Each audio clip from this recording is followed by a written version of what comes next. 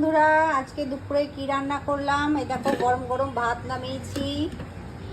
আর এখানে আছে কলমির শাক ভাজা বেগুন দিয়ে, আর ওল মাখা আছে, ওল সেদ্ধ, সর্ষে বাটা, লেবুর রস, কাঁচা লঙ্কা বাটা, লবণ, সর্ষের তেল দিয়ে মেখেছি।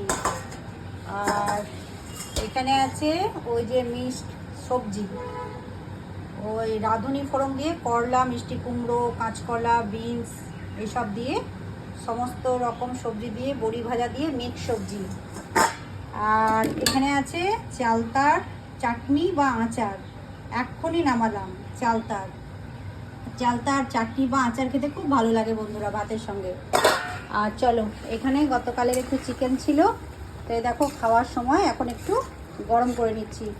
যেহেতু ডাল করিনি, সেই জন্য একটু ঝোল ঝোল করে চিকেনটা গরম করছি। চলো টাটা, সকলকে শুভ দুপুর।